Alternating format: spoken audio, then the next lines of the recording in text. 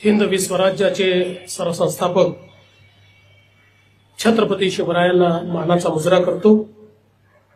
भारतीय राज्यघटनेचे शिल्पकार भारतरत्न डॉक्टर बाबासाहेब आंबेडकर यांना मानवंदना अर्पित करतो। राष्ट्रवादी काँग्रेस पक्षाच्या वतीनं महाराष्ट्र राज्याच्या स्थापनेला 65 वर्ष पूर्ण झाले, याचं औचित्य साधून गौरवशाली महाराष्ट्र महोत्सव 2025 आयोजित करण्यात आला।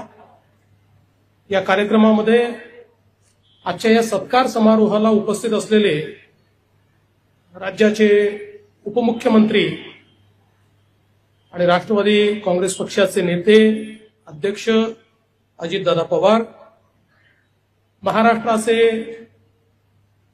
माजी मुख्यमंत्री माजी केंद्रीय मंत्री नारायणराव राणेजी, महाराष्ट्राचे माजी मुख्यमंत्री आदरणीय अशोकराव चव्हाणजी, माजी केंद्रीय मंत्री प्रफुल्लभाई पटेलजी, मंत्रिमंडळातील माझे सहकारी श्री प्रताप सरनाईकजी, बाबासाहेब पाटीलजी, नरहरी झिरवळजी, अदितीताई तटकरे, राष्ट्रवादी काँग्रेसचे ज्येष्ठ नेते आणि महाराष्ट्राचे माजी उपमुख्यमंत्री, ज्यांना ओबीसीचा आवाज म्हणून संपूर्ण भारतात ओळखलं जातं असे आदरणीय छगन भुजबळजी, इंद्रनील नाईकजी, माजी मंत्री माजी विधानसभा अध्यक्ष दिलीपराव वळसे पाटीलजी, धनंजय मुंडेजी, रुपालीताई चाकणकर आणि हा संपूर्ण कार्यक्रम आयोजित करण्यात ज्यांनी पुढाकार घेतला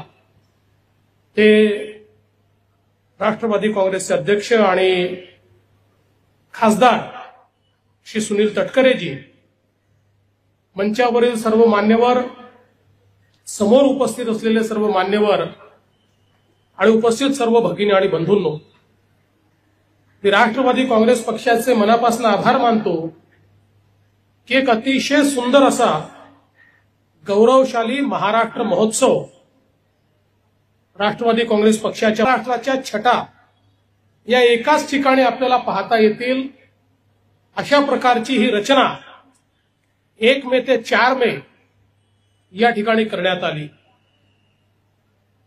या कार्यक्रमाला आल्यानंतर सुनीलजींनी आम्हाला इथली दालनं दाखवली आणि मी खरोखर मनापासून आपलं अभिनंदन करतो। इतकी सुंदर ही दालनं सगळी आहेत की महाराष्ट्रातल्या प्रत्येक तरुण पिढीतल्या किंवा शाळेत शिकणाऱ्या विद्यार्थ्यांनी इथे येऊन ही दालनं बघितलीच पाहिजे, कारण महाराष्ट्र काय आहे तो अतिशय संक्षिप्त पण अतिशय प्रभावीपणे या दालनांमध्ये आपल्याला पाहायला मिळतो। छत्रपती शिवरायांपासून शक्तीचा इतिहास आहे किंवा या ठिकाणी भक्तीचा इतिहास आहे, असे दोन्ही इतिहास आपल्याला त्या ठिकाणी पाहायला मिळतात आणि महाराष्ट्रातले सगळे जे थोर पुरुष आहेत त्यांचं चरित्र आपल्याला त्या ठिकाणी पाहायला मिळतं। संयुक्त महाराष्ट्राचा लढा हा आपल्याला त्या ठिकाणी पाहायला मिळतो।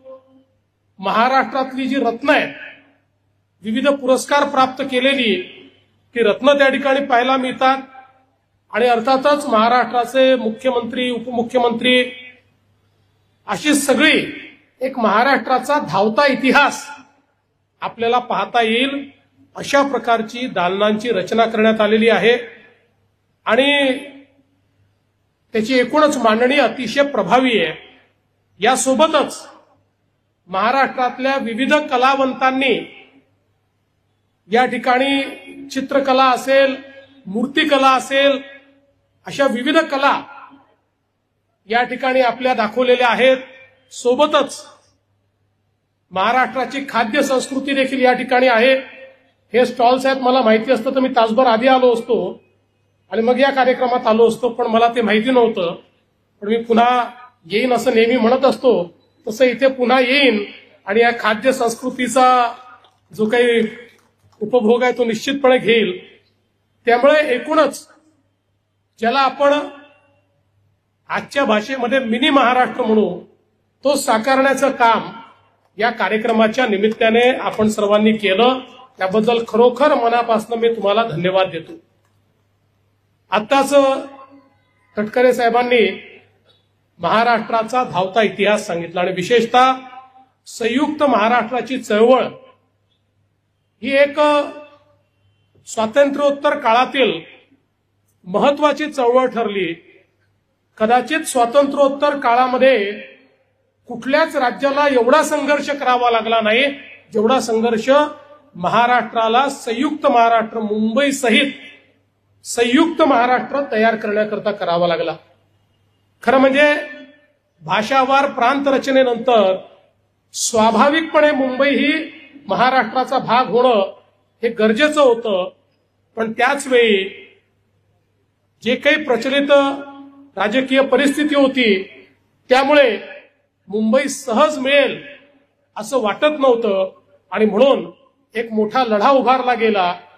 106 आमच्या लढवय्यांना हौतात्म्य पत्करावं लागलं आणि त्यातून हा संयुक्त महाराष्ट्र उभा झाला. आणि जसं या ठिकाणी मुंबईसह संयुक्त महाराष्ट्र अशा प्रकारचा आपला नारा होता, त्यावेळी खरं म्हणजे भाषावार प्रांत रचनेच्या त्या काळामध्ये जे काही कमिशन तयार झालं होतं त्या कमिशनने त्यावेळी विदर्भ हे वेगळं राज्य व्हावं अशा प्रकारची शिफारस केली होती. पण मराठी माणसाने साथ घातली आणि जर सगळा मराठी मुलूक एकत्रित आला नाही तर मुंबई देखील मिळणार नाही.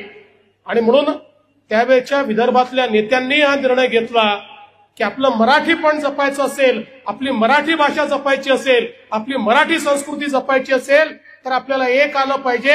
आणि त्या ठिकाणी आपल्याला माहिती आहे नागपूर करार झाला आणि त्यातनं हा संयुक्त महाराष्ट्र आपण तयार करू शकलो.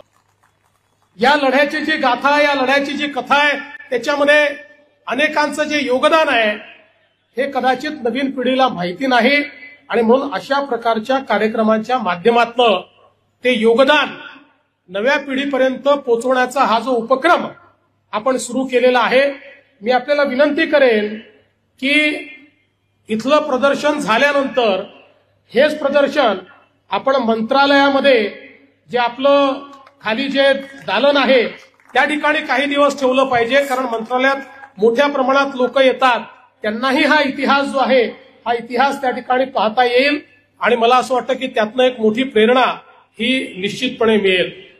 याच उपक्रमाचा एक भाग म्हणून महाराष्ट्रातल्या माजी मुख्यमंत्र्यांचा सत्कार, माजी उपमुख्यमंत्र्यांचा सत्कार हे देखील एक अतिशय चांगलं आयोजन या ठिकाणी राष्ट्रवादी काँग्रेस पक्षाने केलं आणि आम्हाला या ठिकाणी निमंत्रित केलं.